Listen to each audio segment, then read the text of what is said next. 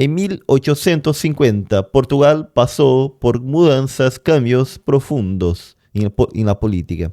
2 años antes, el rey de Portugal, Don Sebastián, había desaparecido en una batalla contra los moros del norte de África.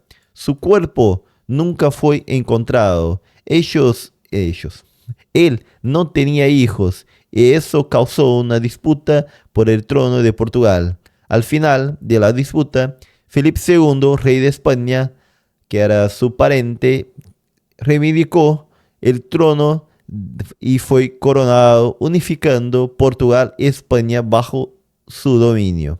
La llamada Unión Ibérica, que hasta existiendo hasta 1640.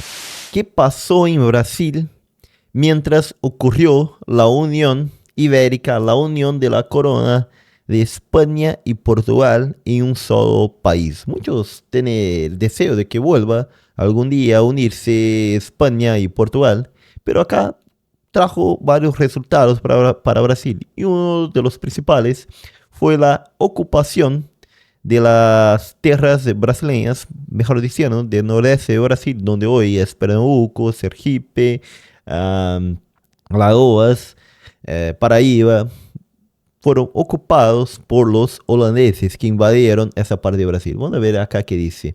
Durante el periodo en que la América portuguesa existió, hubo diversos conflictos entre Portugal y otros países europeos para conservar la pose de sus territorios. Durante siglos, la precisión de los tratados territoriales asignados entre los europeos como Tratado de Tordesillas era precaria y abstracta, ya que había una dificultad grande en demarcar las tierras del propio territorio. Nos acordando que eso acá es de los libros que los chicos estudian en la escuela, entonces es lo que envía oficialmente el gobierno de Brasil para que estudien los chicos, y los chicos que estudian eso son los chicos de 12 años en las escuelas. Entonces serían los que ellos tienen que aprender, y como tenemos acá el libro del maestro y también ah, ah, por eso también la parte que aparece a los chicos. Bueno, seguimos entonces. Acá dice, a ese complejo contexto súmanse los conflictos entre diversas familias nobles que disputaban los tronos en los estados europeos recién unificados. Acaba de hablar de la Unión Ibérica ahora. Acá pone, en 1850 Portugal pasó por mudanzas, cambios profundos en la política. 2 años antes, el rey de Portugal, Don Sebastián, había desaparecido en una batalla contra los moros del norte de África. Su cuerpo nunca fue encontrado. Él no tenía hijos y eso causó una disputa por el trono de Portugal. Al final de la disputa, Felipe II, rey de España, que era su pariente, reivindicó el trono y fue coronado, unificando Portugal y España bajo su dominio. La llamada Unión Ibérica, que hasta existiendo hasta 1640. Eso significa que entre 1580 y 1640 las colonias portuguesas y españolas respondían a una sola metrópole, a un solo poder, siendo suspensos los tratados que separaban los territorios. Además, entonces el Tratado de Tordesillas acá para Portugal y España no tenía más validad porque era todo de la Unión Ibérica. Además, las guerras en las cuales España estaba involucrada pasaron a ser también conflicto de los portugueses. Acá una ilustración de la capitanía de Pernambuco y el puerto de la ciudad de Olinda, que era un lugar importante del centro económico en la América portuguesa y bueno, que despertaba el interés de las potencias europeas justamente por ser un lugar de donde salía mucho azúcar para ser vendido en Europa. Vamos a poner eso acá para seguir viendo qué pasó en Brasil entonces.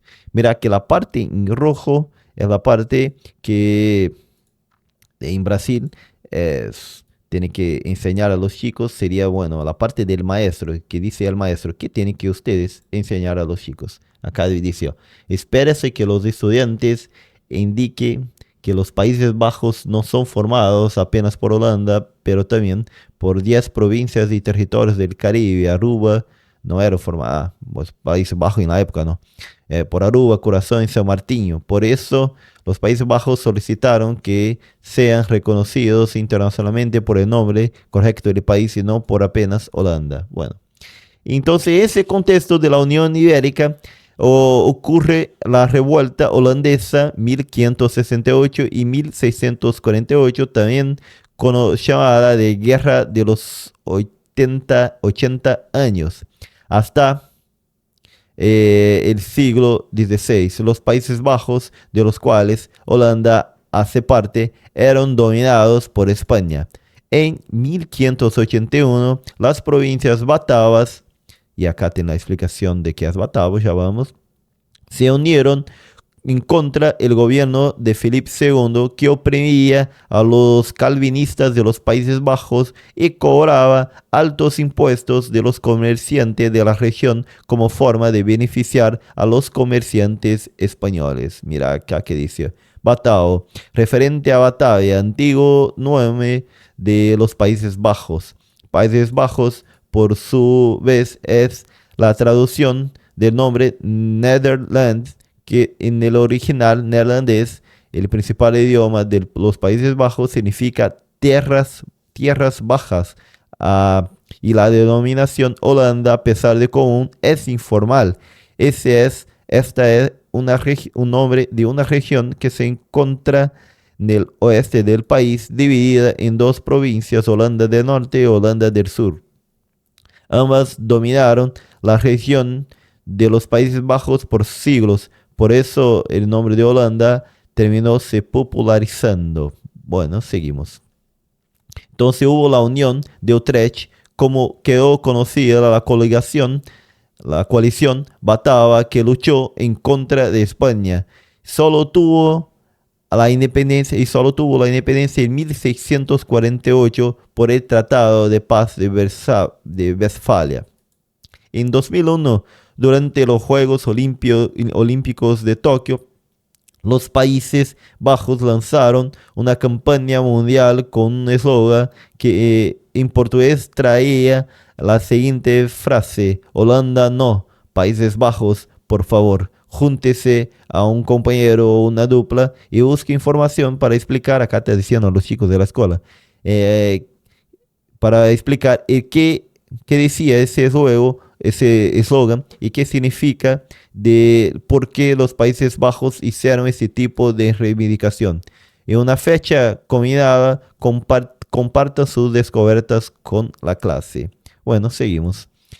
Pero al final, ¿cómo la independencia de los Países Bajos impactó a América Portuguesa? Inconformado con la pérdida de los Países Bajos, Felipe II prohibió comerciantes de Portugal en la metrópoli o en las colonias realizasen negocios con los holandeses. Y acá en Brasil se enviaba bastante azúcar para Holanda, que refinaba y revendía en toda Europa. Entonces era un comercio bastante importante. En la época, la distribución del azúcar portugués en Europa era hecha justamente por los holandeses. Un detalle en todo esto de la historia de Brasil es porque acá inicialmente los portugueses no encontraron oro ni plata, como acabó ocurriendo con los españoles en la América española.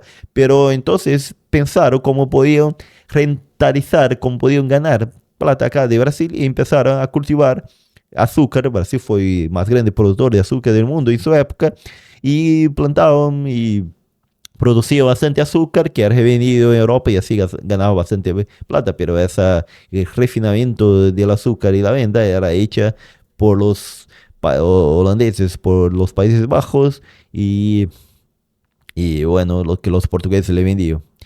Entonces, en la época, la distribución del azúcar portugués en Europa era hecha justamente por los holandeses, y la prohibición estrangularía una importante fuente de lucro de ganancias de los Países Bajos, o sea, disminuiría.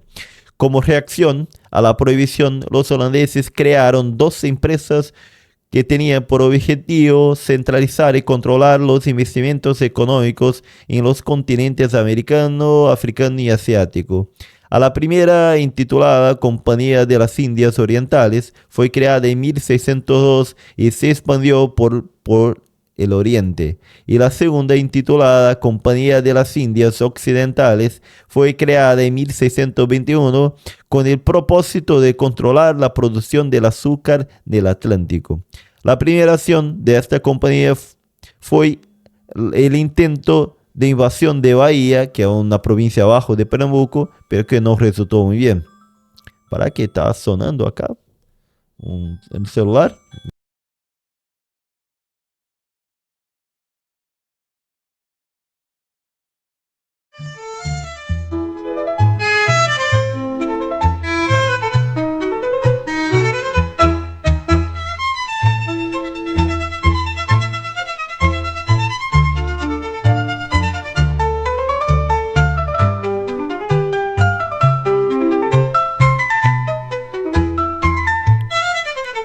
Listo, listo, listo, listo.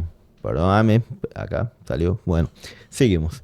Entonces, la primera acción de esta compañía fue el intento de invasión de Bahía, que es una provincia abajo de la provincia de Pernambuco, pero que no resultó muy bien. También era el centro del control de las colonias portuguesas en Brasil. Era la capital, era Salvador Bahía.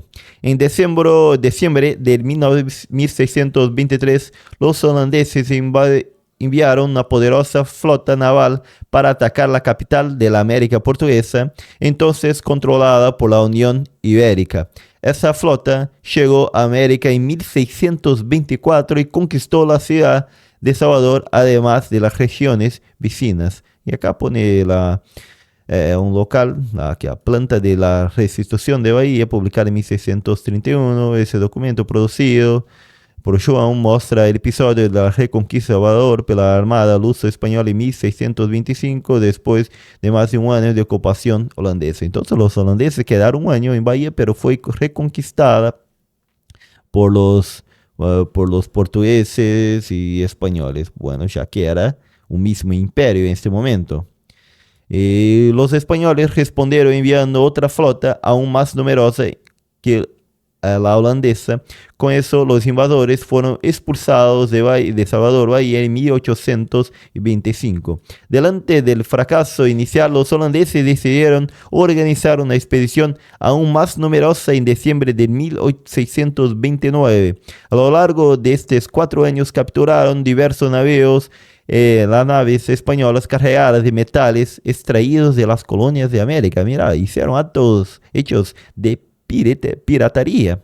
Y esa riqueza fue fundamental para financiar la segunda invasión. O sea, sacaron la plata de los españoles, y bueno, españoles portugueses, porque ahora era el mismo imperio, y financiaron el ataque a una parte de este imperio. Así, al inicio de 1630, los holandeses iniciaron los ataques y conquistaron el centro productor de azúcar en el noroeste de la América Portuguesa, ocupando la ciudad de Recife y Olinda, que quedan en Pernambuco, son sus ciudades principales, su capital, sin mucha resistencia. Y por volta de 1635, grande parte de la región azucarera del noroeste, con excepción de Bahía, estaba sobre el control holandés. Y acá entonces que la ciudad de Recife fue reformada para ser una ciudad holandesa. Una de las principales marcas de la ocupación holandesa en Brasil es la fundación de la ciudad de Mauricia, donde quedaba la ciudad de Recife, en Pernambuco, que era la ciudad más grande, era Olinda, y bueno, ellos ocuparon Recife y la fueron transformando. Hoy cuando vas a Recife, puede ver, yo ya fui allá algunas veces, puede ver realmente las marcas de esta colonización. Proyectada para ser la capital de la colonia holandesa en América, el nombre de la ciudad deriva de John Maurits von Nassau, que fue el conde que vino para acá, el noble holandés que vino para acá, conocido en Brasil como Juan Mauricio de Nassau, noble militar elegido por la Compañía de las Indias Occidentales como administrador y gobernador general de la región conquistada por los holandeses en América, Mauriciopolis o Nueva Mauricia son algunos de los apodos que la ciudad recibió. Entonces observe el detalle de un mapa de Recife hecho por Johannes Winkelbons en cerca de 1665 con base en las letras indicadas en la imagen. Encontrará informaciones de esa ciudad. Entonces pues, pone más o menos acá que tenía cada parte de la ciudad de Recife. Y acá pone las cosas que tenía según las letras. Pone, mira, los holandeses eligieron la isla de Antonio Vaz, actual isla de Antonio, para construir la ciudad de Mauricio. Esa elección permitía a los holandeses se proteger mejor en el caso de la invasión ibérica, ya que la embestida podría ser atrasada por la isla Recife. Bueno, hicieron algunos fortes, hicieron un palacio, hicieron un montón de cosas. Actualmente, como esta área de Recife de Pernambuco, con orientada, bueno, para ver acá con la orientación del profesor cómo quedó esa región, buscar en imágenes, todo eso. Vamos al fin de eso todo. Acá, listo. El fin de Nueva Mauricia. La ocupación holandesa del noroeste impactó fuertemente a los portugueses y la Unión Ibérica, ya que esta región era una de los principales centros económicos de América, de la América portuguesa, produciendo una cantidad muy elevada de azúcar. Con eso, los holandeses pasaron a controlar un comercio muy lucrativo. Además, los holandeses también atacaron región de África controladas por los portugueses, como San Jorge de Mina, conquistada en 1635 y Luanda en 1641. De esta forma, los Países Bajos pasaron a tener el control tanto de los ingenios de azúcar en la América cuanto de las fechorías donde ocurría el comercio de personas esclavizadas en África. Controlaban las principales cosas que ganaban plata los portugueses en esta época: el azúcar y la venta de esclavos. Pero a partir de 1634, el comercio del azúcar empezó a presentar un declinio creciente. Los señores de ingenio, que eran los dueños de la fabricación de ingenio, de la fabricación de azúcar en Brasil, entonces los señores de ingenio pasaron a ser endeudar con los holandeses. Por cuenta de esto, a aumentar las deudas. El aumento de las deudas cambió la relación entre los colonos portugueses y los conquistadores holandeses. Y el detalle fue que ni la Unión Ibérica no logró sacar a los holandeses de acá tan fácilmente. Ellos quedaron allá bastante tiempo. Y acá, entonces, los conquistadores empezaron a tomar medidas para obligar a los señores de ingenio a pagar sus deudas de forma compulsoria y obligatoria. Esta nueva situación provocó la revuelta de los colonos sobre el dominio holandés, que eclodió en una lucha para expulsar a los holandeses en 1645. El levante quedó conocido como la insurrección pernambucana y los combates ocurrieron hasta 1654, cuando los holandeses fueron expulsados de la América por tropas lusos brasileñas. Además de los portugueses también retomaron el control de Angola en 1649. Acá en Brasil se pone como este fue la primera organización de una batalla luchada por portugueses, brasileños, y brasileños mestizos, negros, indígenas, todos juntos para expulsar a los holandeses. Entonces se dice en Brasil que fue la primera batalla de un ejército realmente brasileño en contra de un país europeo, algo así. Acá pone, la expulsión de los holandeses no significó la recuperación de la producción y del comercio por los portugueses. En la verdad, la Compañía de las Indias Occidentales pasó a utilizar los saberes dominados durante la ocupación de la América del Sur para producir azúcar en otras regiones como Antillas en la América Central, y con eso el precio del azúcar cayó en el mercado internacional, provocando una crisis profunda en las regiones productoras de la América portuguesa. Básicamente eso que se dice acá. Acá ahora son cuestiones para los chicos. Y esa parte, como siempre decimos, esa parte En amarillo es la parte que aparece justamente o solamente para el profesor, porque la parte que aparece para los niños es esa parte acá en negro y blanco. Vamos a ver si tiene algunas cosas que pone para el profesor decir a los chicos acá, orientación, e evidenciar la victoria de la batalla de la ocupación de Pernambuco en regiones adyacentes. Muy bien, acá orientaciones. Dice, para hacer un análisis detallado del contenido, donde divido la clase, acá de una orientación de actividad para hacer con los chicos. Y acá que pone, vamos a ver qué orientación tiene, bueno, nada muy grande, características.